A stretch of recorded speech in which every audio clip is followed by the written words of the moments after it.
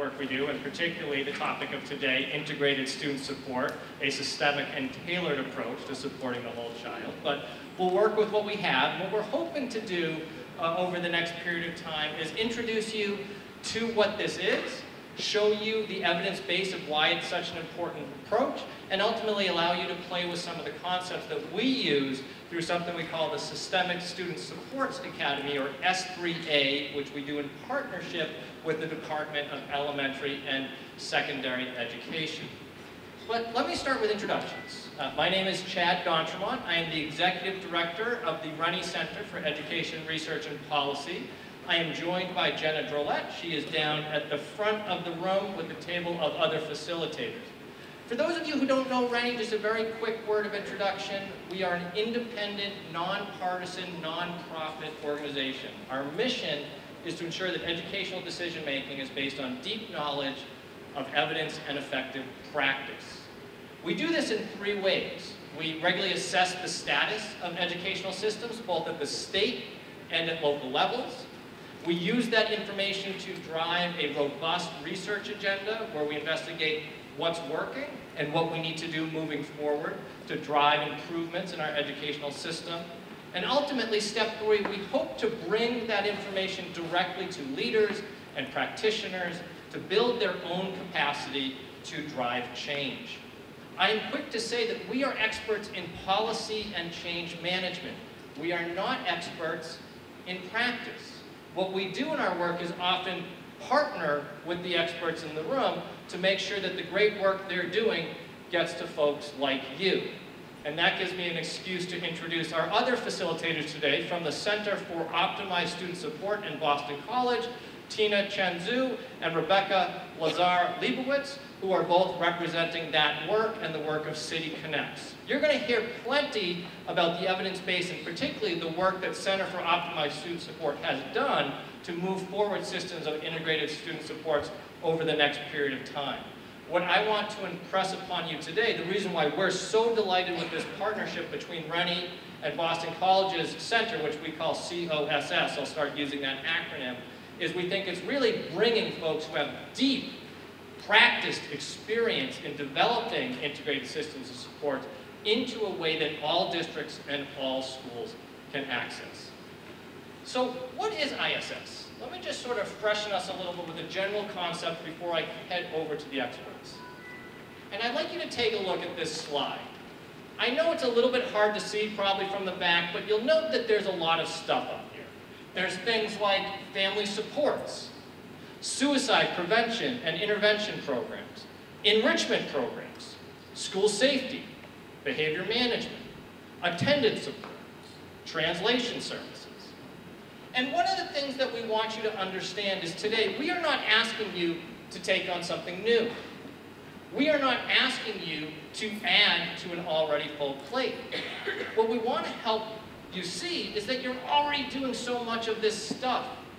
And by doing it in a coordinated and aligned fashion that takes into account all of the resources, all of the expertise, all of the initiatives, all of the partnerships that are at your disposal, and put it into one systemized approach, you will get much better results. If you don't do that, you get something that looks like this, which we call the chaos slide.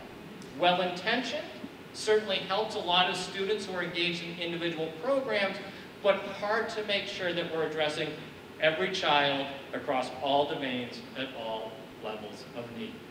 So do me a favor.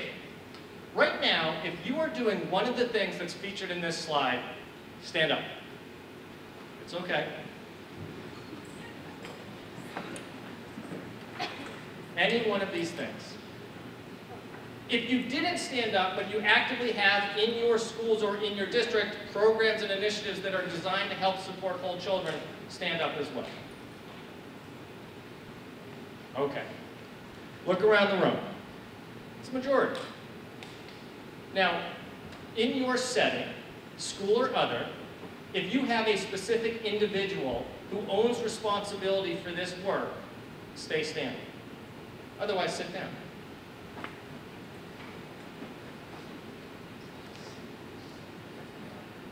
If you have a system for collecting data on students to assess where they are, what their strengths are, and what they need, stand up or sit down. If that data system accounts for all students across multiple learning domains, behavior, social, emotional, physical health, mental health, and is able to target services at multiple levels of need, stay standing.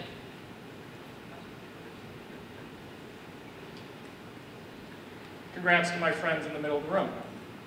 Look around the room again. Note the difference.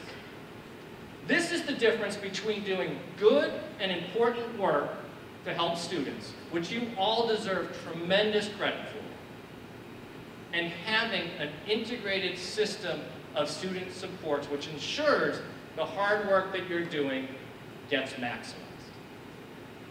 That's what we're hoping to do today. So let me give you a quick agenda, and then I am going to hand off to the real experts. I am basically a hype man, for those of you who are hip-hop fans. Agenda, welcome and introductions. We're here right now. We want to talk about student support, and particularly at the student level. We will make clear that building a big system that aligns and coordinates everything you're doing in a somewhat paradoxical way is the best way to target services to individual students. 3, we'll actually look at integrated student support and what it means at the school, district, and community level.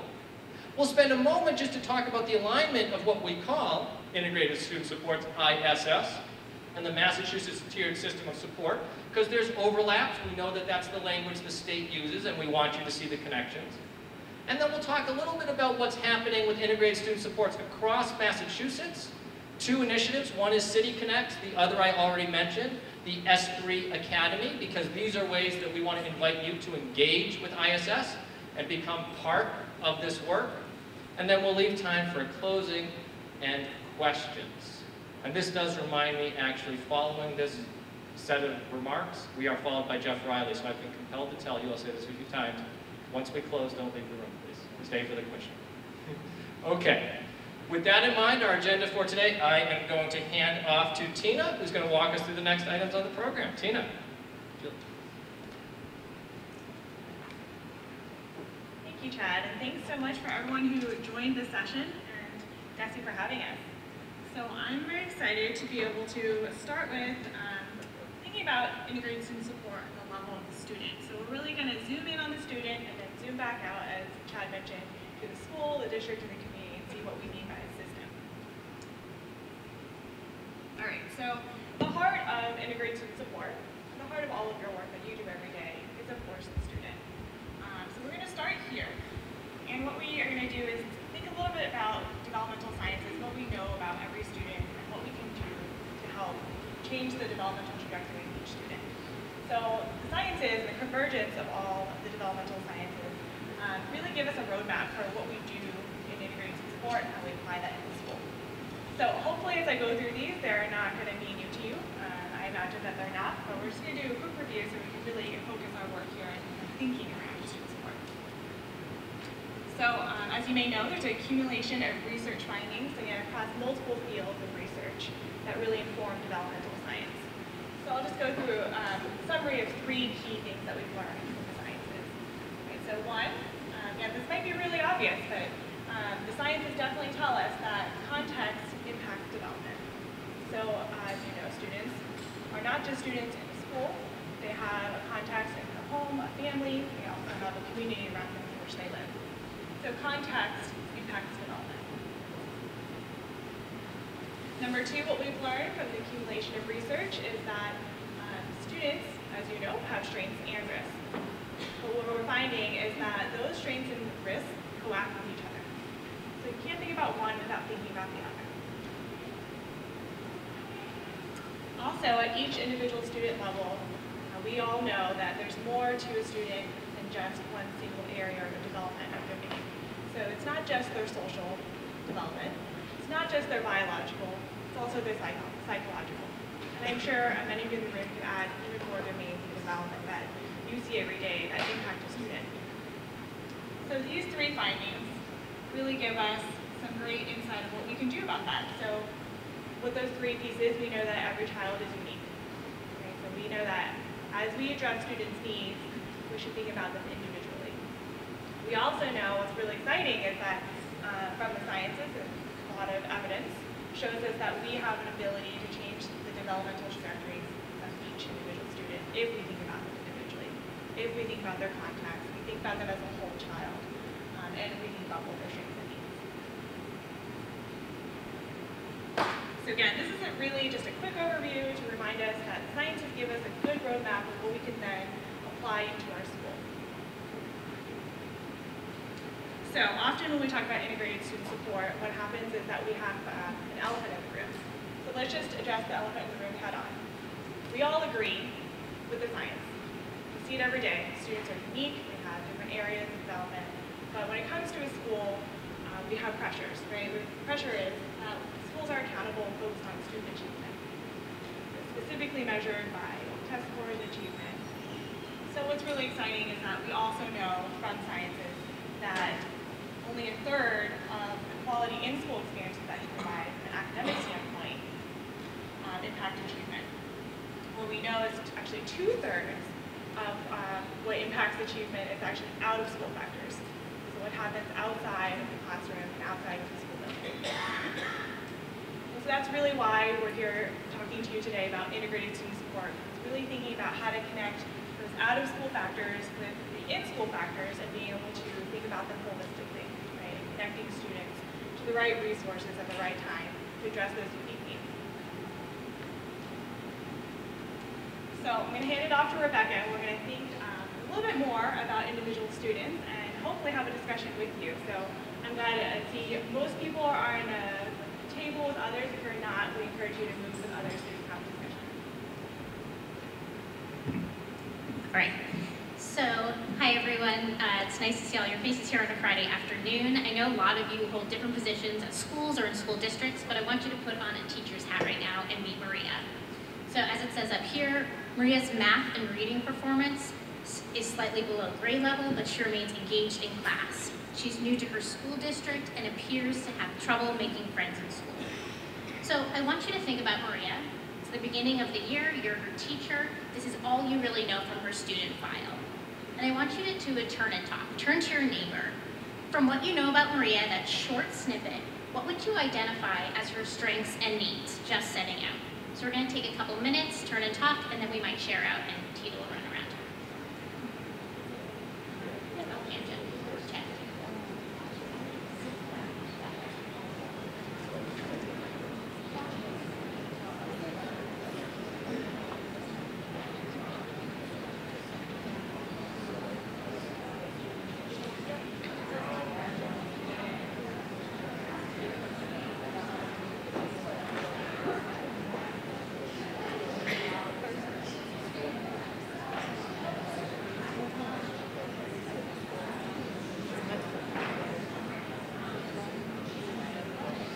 I know that was super short, but we gave you almost no information about Maria, but still you were able to have pretty robust conversations. So if I could have a couple people share out, maybe one person who can identify some of the strengths that Maria has, and then maybe another to identify needs.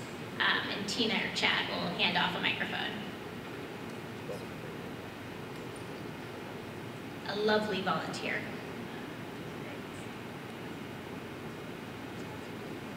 Oh, sure, I'm calling from Rockland. And Maria has a strength, she's engaged in class, so she seems to like school. Awesome, thank you. And maybe a need. That brief glimpse from Maria, what was a need that she might have? Tina, behind you.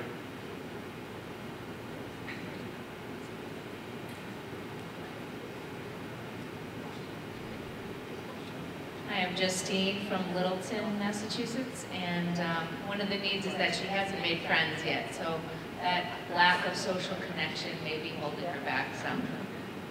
Great, thank you so much. She's not comfortable. She's not feeling comfortable in school yet. Thank you. So, like you did, we thought about these two sentences, and we kind of coded what we saw as her strengths and needs. So in green, you'll see she's engaged in class. The yellow-orange color is that we have some concerns. about her math and reading performance being slightly below grade level and that she's new to the district. And then we have pretty deep concerns about that she's having trouble making friends in school. So these are the things that you identified as well.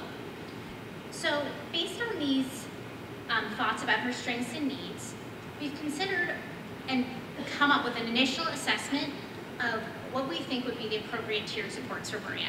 So, in the academic domain, based on the fact that she's slightly below grade level in a couple domains, we think that she might need mild or moderate tiered supports to help her to be successful.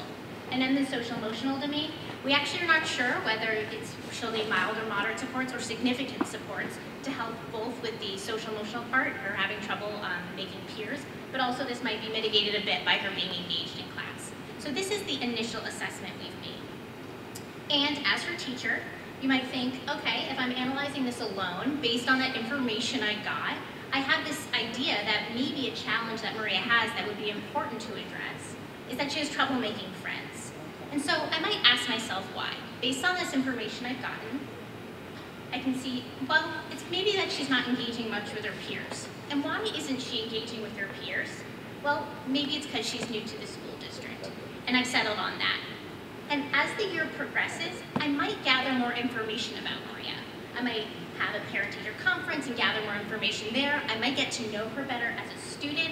And this will be a kind of nice informal process of building on what I've gotten at the beginning of the year and building a fuller profile of who Maria is. But as Tina mentioned, developmental science encourages us to do something a little bit different. We actually know that there are all these developmental domains in which Maria is growing and changing as a young child. And so it's giving us a little bit of a framework for where and how we could gather more information. One about her context, one about the ways her strengths and her risks co-act, and then also about all these different developmental domains in which she is growing. So I might think to myself, if I can gather more information on this, will I be able to intervene early to alter her developmental trajectory and make sure that she has the best experience possible? So who else might I ask for information? And I want you to do another quick turn and talk, thinking about these developmental domains that science has highlighted for us. What else do you feel like you need to know about Maria now at the beginning of the year as her teacher?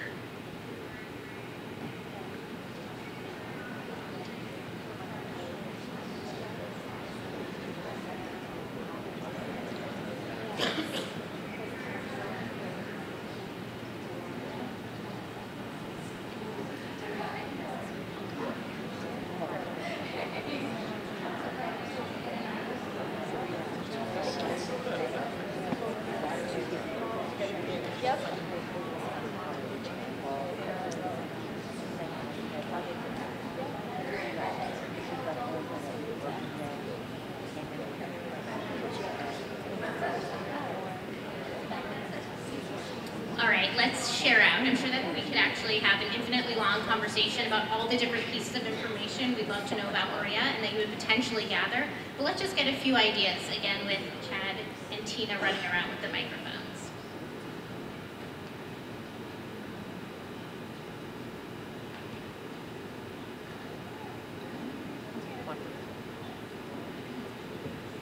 How she performed in her previous school.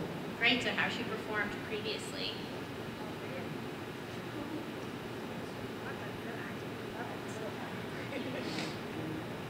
Maybe you look at her cum folder and find out if she's been to different schools, and maybe there's a lack of consistent instruction, so that might be why she's falling behind. She could have anxiety that impacts her learning and her social skills.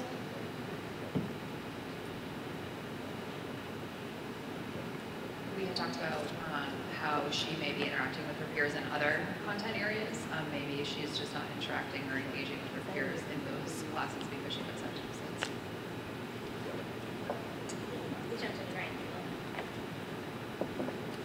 I was just going to say that it'd be important to understand her perspective about how she feels she's doing, because I think different cultures and students might interpret struggle differently, and we'd have to hear from her. Absolutely. How about one more? Our table talked about the fact that we don't know why she moved, and that could be a reason too. Like perhaps the family has gone through a divorce, or there could be something else going on in her head the reasons why they move could be playing into all of this too. Right, so there are a lot of different ideas. A lot of what we heard was academic. And here's some ideas we came up with. What's her home life like? And you got to this. Like, what is the context for this move?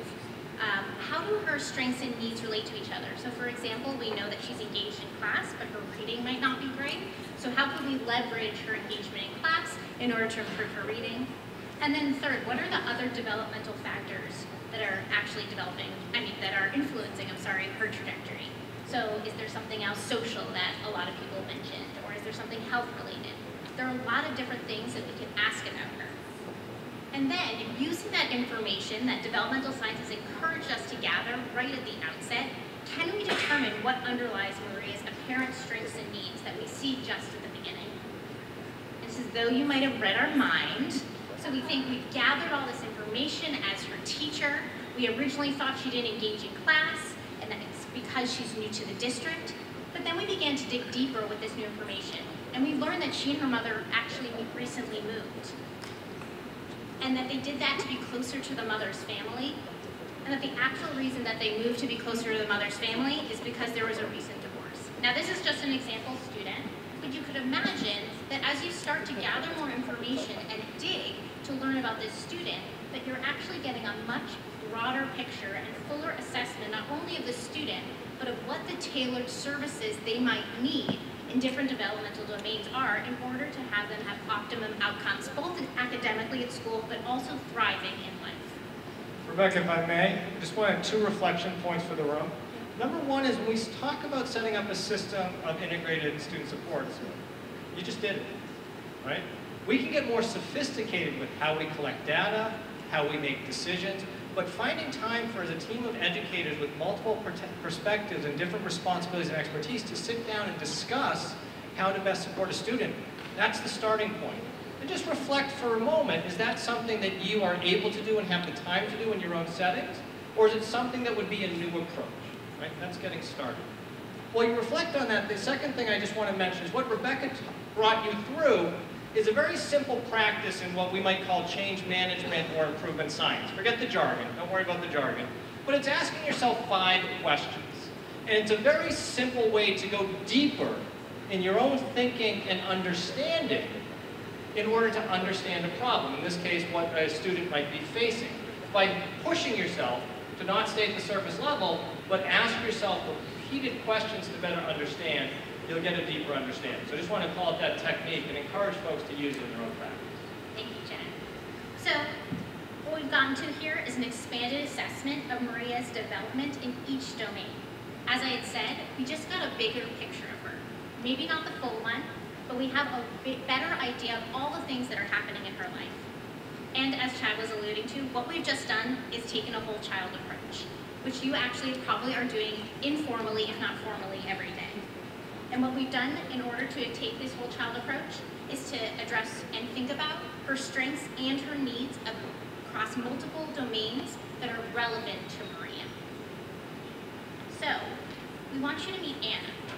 And you'll notice that Anna is quite different. So here, Anna is struggling significantly with reading performance and is frequently unable to engage in classroom material. She's kind but reserved and often becomes frustrated and withdrawn, especially during schoolwork. So what we could do is we could take you through the whole process that we just did with Maria and recognize her different supports that would be appropriate for her at different levels. But instead we want to pause right there. And we actually want to think about both Maria and Anna at the same time.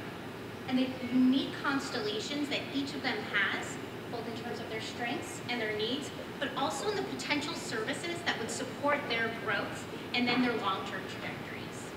So these are just 2 hypothetical students, but in your districts, think about the hundreds or potentially thousands of students there are who each have these unique constellations of strengths, needs, and potential support services. And what you need in order to understand all of these things and then support all those students is a system to organize what Chad called the chaos slide. All of those different things that the students bring and all the things that they need to thrive. It needs to be put into a system that is intentional and with a process that will be able to impact each child individually and optimize their development. what we think specifically is that we need to connect all students to the right services at the right time. And what this really looks like is tailoring individualized plans for every student that draws both in-school and community-based resources that are best suited to support their needs and their tier of risk. So what I've just described is a system of integrated student support, as Chad said. So we've talked around it a bit. We've kind of said here are all the different parts that come into a system of integrated student support, but we want to give you a definition. It's a set of school-based structures and processes that are designed to address the out-of-school factors that affect students' readiness to learn and thrive. And we really want to harp on this systemic idea, and we think it's systemic when it's continuously rolled out, and the structures and processes are clearly defined, communicated, and evaluated and improved upon based on need, meaning that it's sustainable, and in order to be sustainable, is also flexible. So we've talked about the implications of this for individual students. We also recognize that that a system of integrated student support has a lot of implications for schools, districts, and communities. And the principles for the schools and districts of effective integrated student support are fourfold. One is that this system and process, these systems and processes need to be comprehensive. What we mean by that is it needs to serve the whole child, and it needs to be multi-tiered, meaning 3 or more different levels of risk.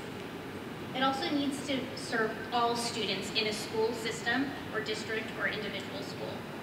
It needs to be customized, meaning that it needs to be tailored to the individual student for all students, not just those who are most at risk. It needs to be coordinated, meaning that it needs to be both intentional and organized such that their system is clear and defined to everyone. And then finally, it needs to be continuous, meaning that it needs to be embedded in the school and district, and then also be held accountable, even though a system can't quite have actions, but held accountable for its service to all students, and then refined as needed to best optimize support. So you notice here, we also have effective practices in implementation. We talked a little bit already at the student level, which is across offering support across multiple developmental domains, making sure that we focus on both strengths and needs, and that also it takes into consideration the culture and context of each student. But we also believe that there are really important factors that influence how this will function at both the school and district level. At the school level, these structures and processes need to review all domains. And you'll notice we've said this many times, but this is definitely a really important point for integrated student support. We also need to provide enrichment and interventions for each domain and each level of intensity, and organize an array of community partners and deliver tailored services for all students. And at the district level, in order for this system of integrated student support to work, we need to align student support personnel for holistic student review, provide professional development for student support personnel, and then organize an array of community partners to offer support to students. So we've talked a lot about how a system of integrated student support could roll out, but we want to point out that this is not just theoretical based on developmental science. We actually have science and evidence to prove that this works when a system of integrated student support is effective. In some studies that have been done, we've seen that when these systems are effective, grades and test scores go up, classroom effort and behavior improves, attendance rates improve, school climate improves, dropout rates go down, and teacher-student relationships increase as well. There's also new evidence to suggest that students who have effective systems of integrated student support are able to enroll in and persist in post-secondary education above their peers that are not in systems of integrated student support. So we're going to take a quick pause for any questions and comments that you have now before we talk a little bit about the alignment of systems of integrated student support and MTSS. And this is an open invitation to push us. So we want to give you a broad brush understanding of what we're talking about. But if it seems like we do a lot of this stuff, how is this different? How do you actually get it going and implement in schools? Some of those answers are coming, but please ask questions because we want this to be useful for everyone in the room.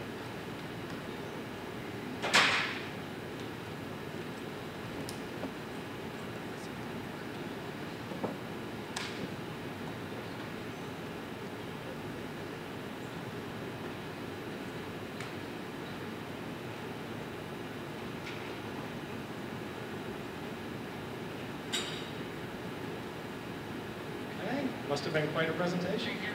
We also have more moments for questions and comments, so with that, I'll invite you now. Great, thanks, Rebecca. So either Rebecca did a great job explaining it, and you all got it, or you all are still in a food coma. So hopefully, if you are in either of those cases, we'll dig a little bit deeper on what we mean, unpacking those definitions, and what it looks like in a school. And hopefully, you guys will open up and have some questions and discussion after that. All right, so Rebecca talked about school-based structures and processes. That's what makes a system of integrated student support, a set of school-based processes, structures and processes. So I'm going to unpack structures and then processes, and we'll think about what that means on a day-to-day level, on the ground, in practice at schools. And then we'll think about how that aligns with MTSS. So hopefully this helps you zoom from a student level up broader into the school. Just a reminder here, obviously the past day and a half, we've been talking about Massachusetts MTSS. Hopefully, what we've talked about already, you can already start to see the alignment, but we'll revisit that in just a minute. Here's just a visual reminder of what we're talking about when we talk about Massachusetts MTSS. All right, so integrated student support, systems of integrated student support, we said there are a set of structures and processes. So what do we mean by structures? So within a school, here's an example of a school. What we mean by structures are that they are teams or meetings or groups of people that regularly gather together in some form or fashion. So in this example school, there are a couple of structures that I've picked out here. So a student support team, a crisis intervention team, a grade level meeting, SEL curriculum team, and maybe an MTSS team. So those are structures. Obviously, these teams and structures have different goals. And different meeting times and processes within themselves. So let's take the student support team. Let's say that they're getting together in this example school primarily to focus on a subset of students every time they meet, and they're focusing mostly on academic needs. And that team has a set of people that come together regularly, and maybe that's weekly. The crisis intervention team, on the other hand, in this school, only comes together as needed, ad hoc. So maybe there's one consistent person that calls this meeting, and the other people in the meeting differ based on the crisis and based on the student's needs. And maybe this happens more frequently to this school because there are a number of crises, unfortunately, that are occurring, or in a different school, it only occurs maybe sporadically twice a month. I won't go through all the rest of these, but I hope you can get the point of what I'm talking about, that each of these structures have a little bit of different look and feel and goals. And on the right-hand side, the two teams, they're really focused at the school level. So in this school, the SEL curriculum team is really thinking about how to roll out SEL curriculum in the form of professional development for teachers. So that's at the school level.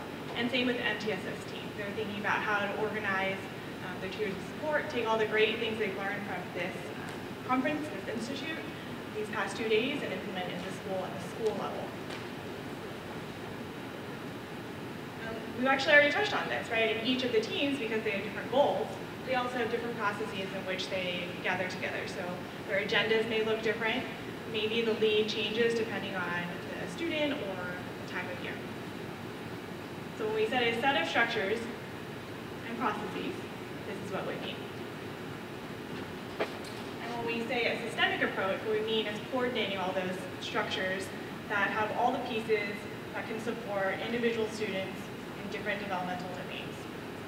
So an ISS structure might be the student support team in one school, or it might be a grade level team meeting. But the way that I describe the student support team wouldn't be able to take it on right away, right? Because that team, I said, meets weekly. They have a set number of people that go to that meeting every time, and they only focus on 2 or 3 students at a time.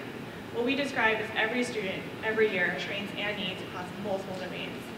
So you can imagine both the team and the school, and if you're implementing this district-wide across all student support teams, we need a different set of people, a different set of processes, right? A way to set an agenda, a way to choose students that you're going to talk about, a way to bring data in. So that student support team, even though it's called that, might transform into something different. We've also highlighted grade level team because a different school might choose that the grade level team is really the best place to do this work systemically because they're already thinking about every student in that grade level. So integrated student support in terms of the system can really take a place really in any structure that makes sense for your school, for your context. The important piece of the structure that you do choose is that they're looking at every student and coordinating these tailored plans for each student. So the student support team might decide that a student needs something that needs to go to the crisis intervention team because they have intensive needs, for example, right? It's really being that coordinator, a review and coordination, and then following that afterwards, having that process to follow up and see how that student's doing. So as Rebecca mentioned when we were talking about Maria, over the course of the year we may learn more information. We need to reassess how we support Maria, how we support Anna. All right, so hopefully this sounds similar to MTSS and that you can see the two alignments of the systems. So if you have a high-quality integrated student support system that's a single process, everyone in the school knows that when you want to think about a whole child holistically, you want to think about every child in the school, every student, then you go through this one system, this one process, this one team or structure. And then that team or structure then just develops a tailored plan that then identifies resources that are organized within the MTSS framework. And the Massachusetts MTSS framework also says that the staffing, right, and the processes around the school, how you do school, is informed by that integrated student support system. So it's a two-way street, right? As the integrated student support system is thinking about students' individual needs, it feeds this larger school plan around MTSS and tiers, and vice versa. So Tina, if I may, this is the key point I want to make for folks. It's the mindset shift, right? Think about that quick tabletop discussion you all had. It's ISS in practice. You had a student, a fictional student, you talked about some of the things that you observed and some of the reasons that might be underlying challenges that were faced, and that would be a way to then think about what you could do about it.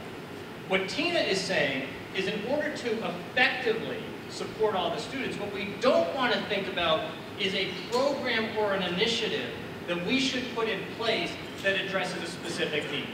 Behavioral management, mental health, homelessness. What we want is we want to establish a structure, a place where we can meet, and a process, ways to collect data, analyze it, and make informed decisions.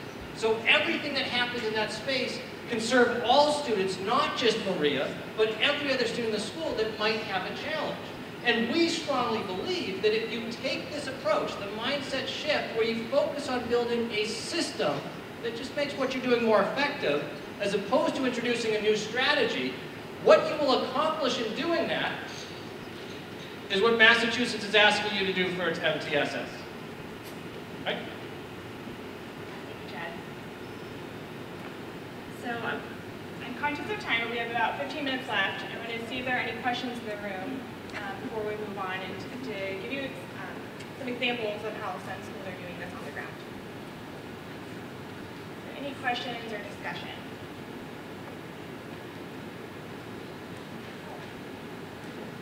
I'm being told we have 30 minutes left, so I'm actually very excited about that. That means we can have more discussion.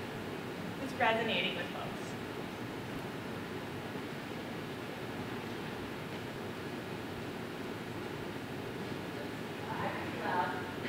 Go ahead, I'll repeat if we need to. I'm looking at all those groups that you had out there, the data team, crisis team, ethics team, grade level. So I guess I'm thinking in my district what we have in place, and those walls are in place. But how do they communicate to each other, and how do they coordinate with each other on interventions or supports for the students that they're studying? Okay, so we put the structures in place, but how do we make use of them? How do the individuals communicate across these meetings?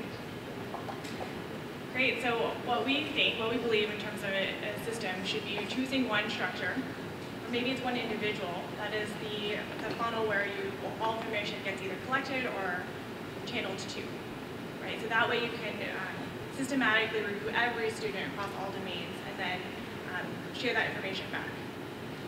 But this is an ongoing process, right? So that's why we're really harping on a set of structures that has one single point that's coordinating and really embedded in the school. So if it's embedded in the school, then everyone in the school knows where to go when it comes to a holistic review, right? They know maybe I have one piece of information, I don't know where to bring it. The teacher, is a bit overwhelmed. So I don't want to go to the teacher, but I want to go somewhere. And so a system integrated some support that has a structured person is that one place to go, one place to send information.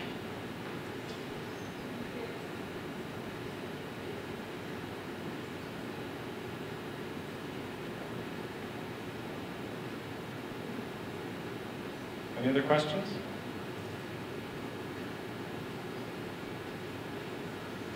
All right, why don't we talk City Connect? All right, so the great news is that Massachusetts is doing a lot of the systems of integrated student support already, and some of you may actually be in the room, so if you are, please feel free to raise your hand after we go through these two areas. But one way in which the Center for Optimized Student Support is implementing systems of integrated student support is through a program, an intervention called City Connects, and the other is S3 Academy. So I'll start with City Connects and walk through that, and then I'll hand it over to my colleagues at Rennie Center to talk about S3 Academy. So I'll just quickly pause and ask people to raise your hand if either you've heard of City Connects or you've worked in a school or district that has it. Great, a couple of people around the room. So I welcome you to add anything after I go through this as well. So City Connects, what is it? We are a practice. So what I mean by that is that we're not a program that you implement that has strict rules. It's something that, it's a set of processes that you embed into your school, and it can be flexible based on your community context.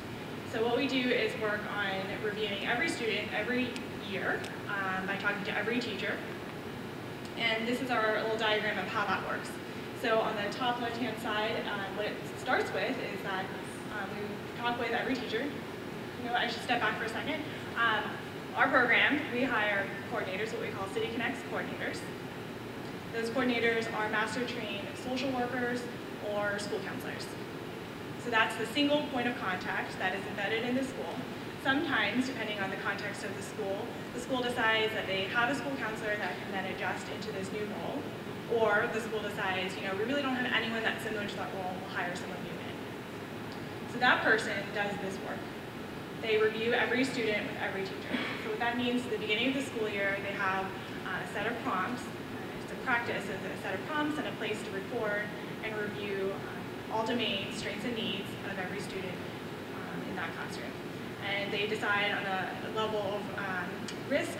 If that student has an intensive risk, then they may need an individual student review. So that means that they'll flag students that may need a more intensive conversation later. So I say that because you can imagine that a teacher in the beginning of the school year has 30 or so students. These conversations are quick, right? It's one coordinator meeting with the teacher, talking about every student pretty quickly, and then over time, that coordinator will follow up with the teacher, or the teacher knows where to go if anything changes. So after that, whether you got a regular review with a student or you're referred to an individual student review, either way, you come out of that meeting with a proposed plan and tier of risk. That plan, if you do not have high risk across any domains, may be referrals to enrichment services.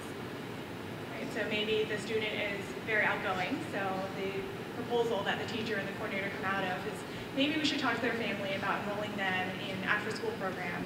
Maybe it's debate because they're very outgoing and really likes to engage with others on issues. So I just mentioned this. We talk to families. The coordinator then talks to the family to see if they're comfortable with the plan. If not, adjust it, and then reach out to the appropriate community partners if the services aren't available in the school. If in their school, the plan will tailor the referral to an in-school service. And our coordinators also do some direct service. So an example would be a social skills group that they may do during lunch. And then the most important part of all of this is that that tailored plan is reviewed and revised throughout the school year. So that coordinator makes sure, follows up with the teacher, see if anything's changed in regards to academics or behavior in the classroom, follows up with the community partner to see if it's a good fit, if not, decide what the next course of action might be. So City Connects has been around for over 20 years now. What we've done is follow students for those 20 years. And here are some of our evidence of our impact, and we're very thrilled about this. So on the left-hand side, these are just two of the outcomes that we've seen. The left-hand side is that we've seen that students that receive City Connects in Boston Public Schools, they start off about the same as their peers in Boston Public Schools, and then over time, they diverge.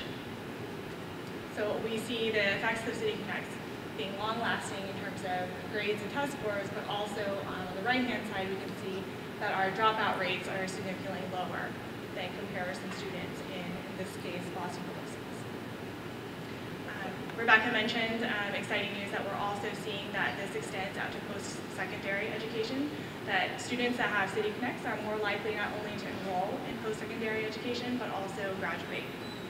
And our newest research indicates that if students have City Connects and come out of high-quality preschool setting, that the rates of preschool fade-out actually decrease. So the positive impacts of preschool actually last longer when paired with City Connects in K-12. We also were very fortunate to have Columbia University's Center for Benefit Cost Analysis do research on our model and our finances, and take a look at how much City Connects costs and what does that mean in terms of return on investment. So we see for every dollar spent on City Connects, there's a benefit to society, a return of $11. So 1 to 11 return. And we love this quote: if City Connects were a company, Warren Buffett would snatch it up. I won't read these quotes to you, but we also always do every year satisfaction surveys across teachers, principals, and community partners, as well as families. So this one principal, I'll just highlight the middle piece here that we're excited about, is that in regards to City Connects, that they believe that it supports the entire school community, so not just students, but parents, teachers, and staff. We also have a community teacher quote up here, but I'll let you read that one.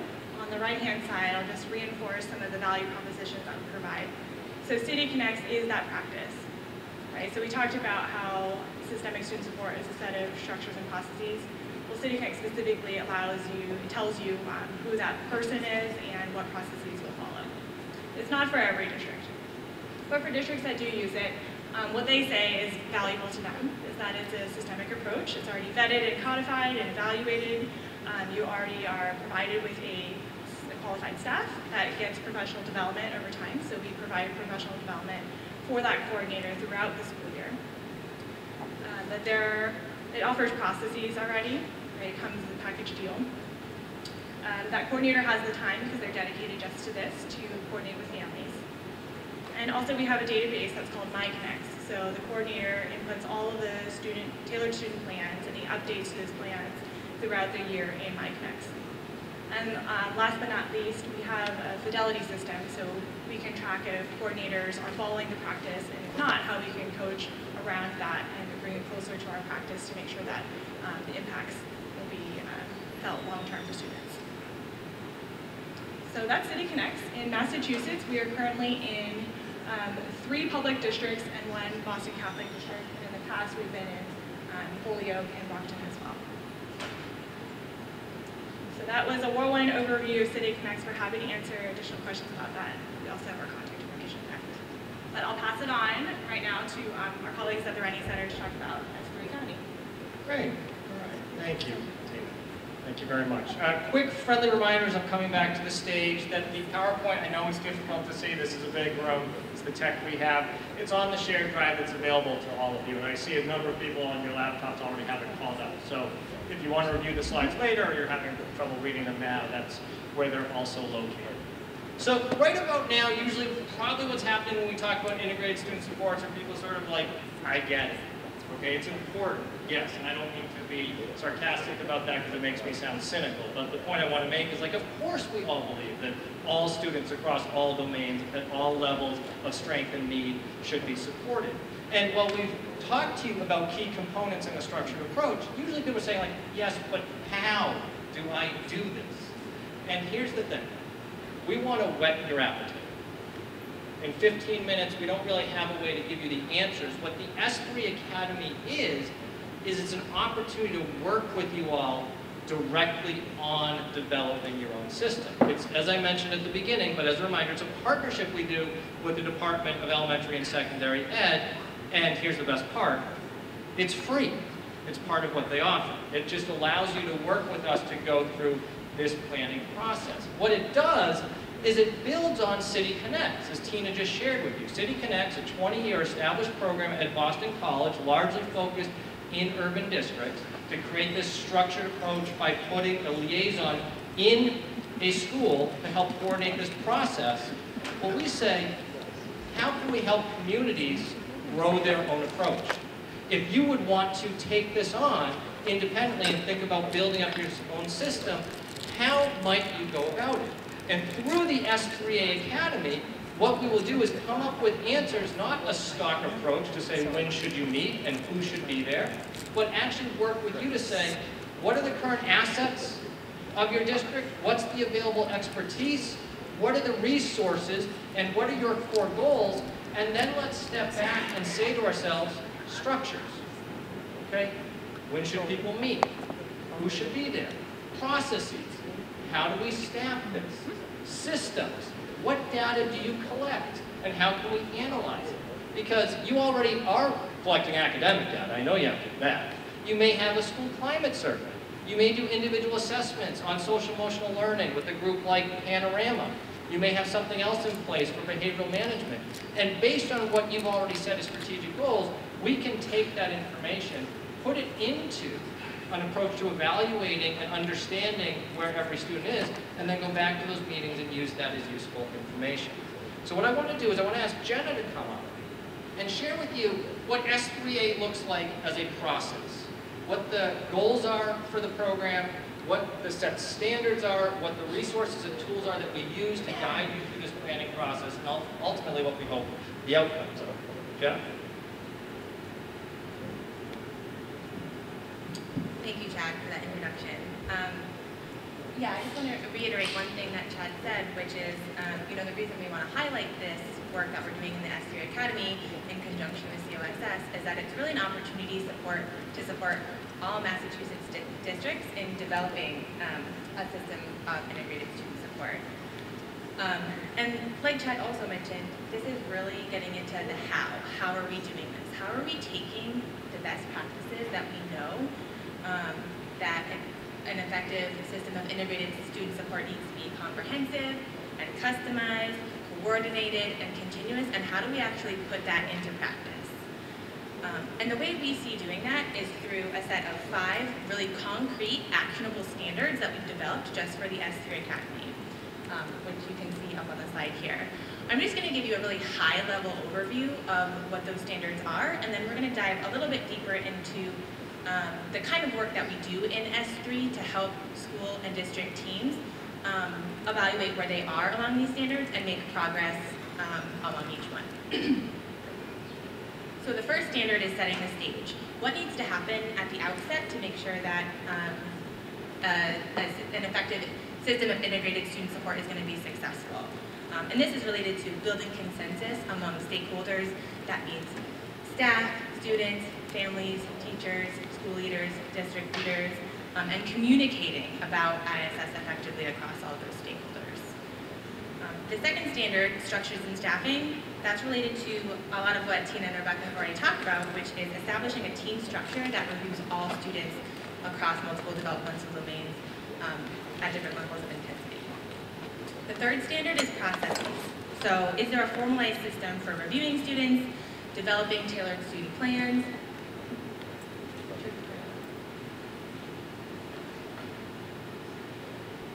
thank you. Maybe, hopefully folks can hear me a little bit better now. And following up on those tailored student plans to make sure that service delivery has occurred and been effective. I also might just need to pop this up a little bit. Standard 4, school-based and community-based resources. So this is related to identifying and collaborating with providers to support student strengths and needs. And then record keeping, which is related to the tools and processes that you use to track referrals and service delivery for both students and families. So I want to just give you all a little bit of context on the process that we work through in the S3 Academy to support the development of a system of ISS that's aligned with these standards, but it is also tailored to school and district contexts. So the first thing that we do is a really critical step here. And it's highlighted in the yellow piece up there. It's all about taking stock of your landscape. What do you have in your school and district already? This relates back to the chaos side. What do we already have in terms of staff? What do we already have in terms of programs? What are we already collecting for data that we have at our disposal that just needs to be systematized?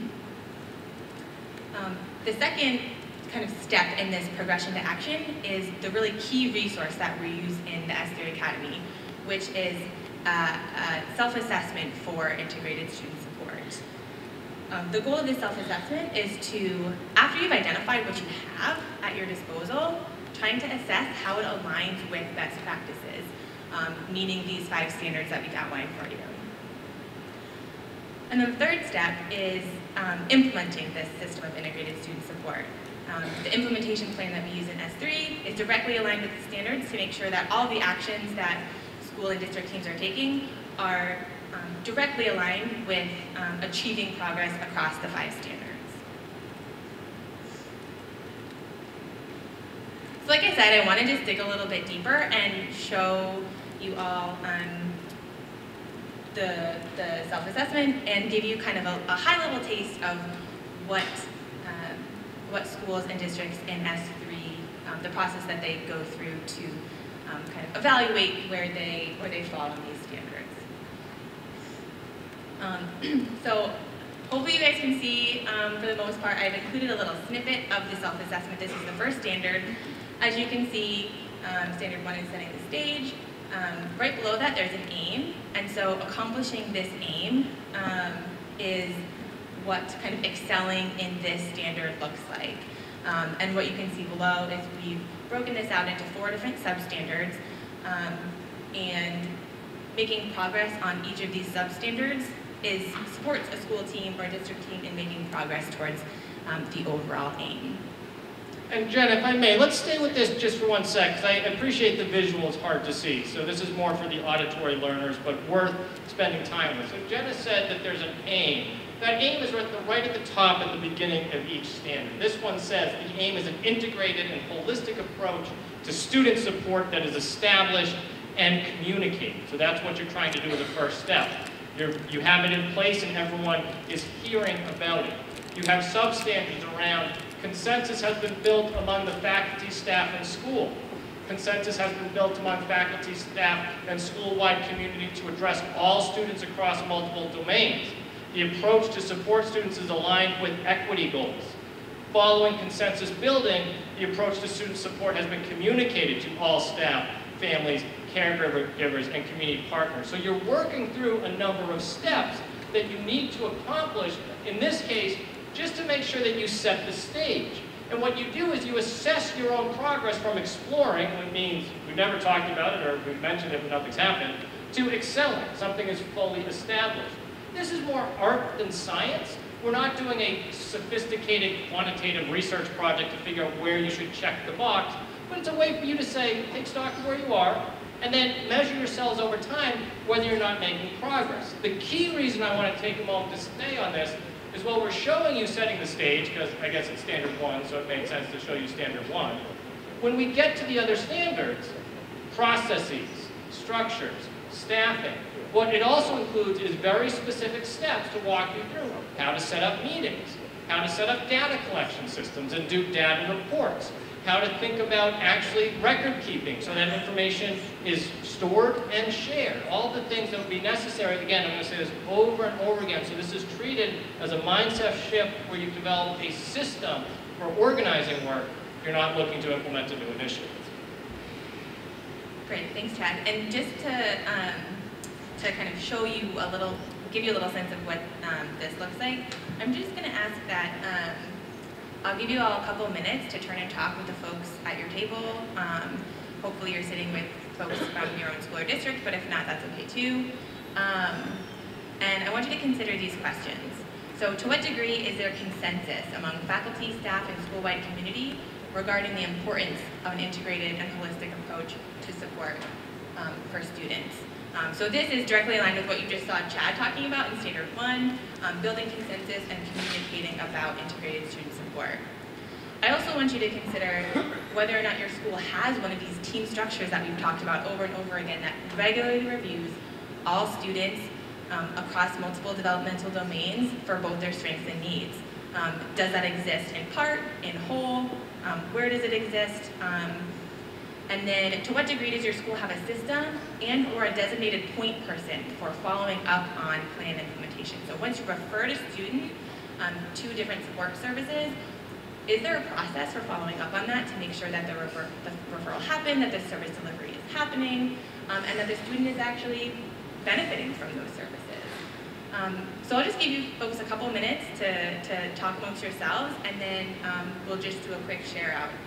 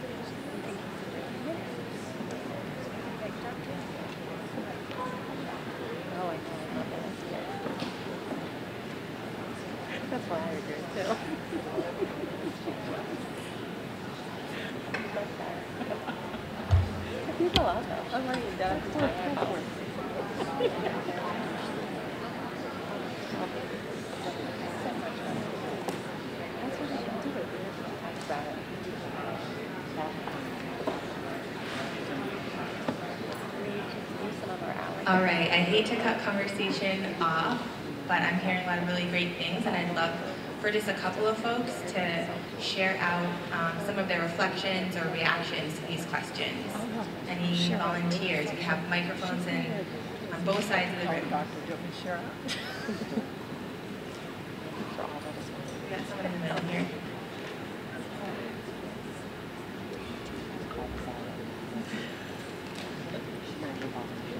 So I was sharing that we have a lot of the system, the teams in place to look at students. So we have an SST, a student service team, which has a social worker, guidance counselors, administration. That team meets to talk about usually those top 5%, 10% students that rise as having strong needs. And there's separate systems, but they're not integrated at this point. Thank you. Yeah, that's really insightful. Oh, sorry, Sorry, no, go for it. I'm Tracy Higgins. I'm from Prairie. Great. So your school regularly reviews some students, a subset of students, but perhaps not all students. Great.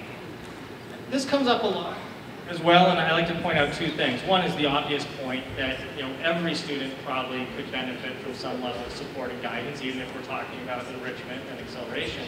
But also, one of the ways that I think an ISS approach is most powerful is sometimes we only say those 5%. What we sometimes mean is the students that we get to take notice of, because their challenges are obvious enough that someone's actually observed it and then referred to them. As opposed to some students say someone who's struggling with depression, and it might manifest itself as being sort of quiet and withdrawn, but not so overly withdrawn that it's noticeable, and they go lost in the system, right? So focusing on all students helps to make sure that we're really able to focus on all students. Maybe one more person to share out some reflections from their school or district. If we have someone in the middle right here. I have all those systems in place, and each week I have a leadership team meeting. So someone is heading up each of those meetings, and then when we come together as an instructional leadership team, we discuss it as a whole school. And sometimes it's crossover from behavioral to academic or something like that. So that's how we coordinate it all. But someone's heading it up, and some of the members can be in two of the breakout groups as well. So it's across the whole school. Great, thanks. Any other burning reflections to share? We have one more right here in the middle. Okay.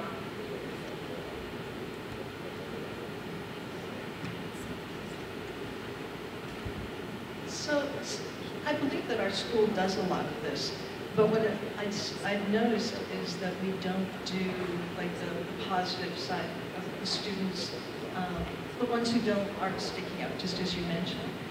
But how do we do that at the high school level when students are in multiple classes, multiple teachers? You know, I love the idea of looking at each student, but who becomes responsible? So, Tina, over here on your right-hand side.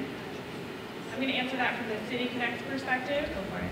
So from City Connect's perspective, we actually are also in high schools. We started as an elementary model, but we've moved up to high school. We also have a pilot community college model. But our coordinators in high schools, what they do, because there's one single point person, they still meet with every teacher, and they collect all the information from multiple teachers on a single student. So that's one solution. Great, and there's a few other things to point out. One is that, you know, as you build up a data system that consistently collects and reports out data, that can become the first step for understanding how all students are doing. So teachers who may spot something that they actually want to get additional support on, either for themselves or their student, can bring it into that approach reflecting data so it's addressed. And then that's a way to review all students at a high level before digging in more fully. Because sometimes when we think, oh, we have to set up a meeting time where we talk about every single student in our school, that becomes nearly impossible, right? So you want to have stepping stones to get to the level of engagement. The other thing that we're learning at the high school level that is critically important is allow students to own some of the responsibility for this. Empower them to be able to have voice and efficacy to share out where they are, what they're thinking, self-report on what they think they might need help on, and that becomes a critical part of the solution. We find more and more that if you give students voice and agency, you actually get better results across the board. Great, thank you everyone for sharing. That was really interesting to hear. And hopefully that just gave you a sense of some of the high level questions that we're asking folks in the S3 Academy. And these are just to get you to start thinking about your own system that you have in your school. I'm cognizant of time, so we're going to move ahead, and I just want to highlight two other really critical components of the S3 Academy. One is the focus on implementation. So district and school level teams complete and execute an implementation plan that guides their development of an effective ISS system. And there are two parts about this that I want to highlight. One is that this implementation plan is really grounded in goal setting. So we're coaching schools and districts to set long-term goals and what their system of ISS might look like years down the road. And then we're also grounding ourselves in really practical, tangible, SMART goals that school teams can accomplish across a year. So just again, Jenna, because it's hard to see, I apologize for jumping in. I'm just sensitive to the presentation here. You know, we do have recommended strategies. Tina has mentioned a number of them. City Connects recommends having an actual liaison at the school level, specific person that owns responsibility. They have reporting methods that they use in order to share out data. But that may not make sense for everyone. The particular question we had at the high school level, it may not be appropriate to have a staffing person serving, a staff member serving that role. So here you can see with the implementation plan, not only are you setting long-term goals and identifying your starting point and measures of progress oriented around SMART goals, things that are quantifiable, measurable, and time-bound, among other things, but underneath each of the substandards we've set, so for instance, this one says the school has built upon an existing team structure to align and fully integrate its ISS system, you would have specific action steps that you would lay out, who is responsible for them, when they will begin, and what their due date is, so you're actually building that system. And Jen will take us to the next slide to say, we will help you with that. Yes. One of the critical components of the S3 Academy is that we offer really tailored coaching for school and district teams, a comprehensive suite of resources and materials that we've outlined for you today, in addition to coming together with other schools and districts in a facilitated learning network that supports sustainable implementation. So I know we only have a couple of minutes left. I just want to highlight some of the outcomes for the S3 Academy and then close by introducing you to some of the districts who are participating and giving you some information about how you can learn more if you're interested.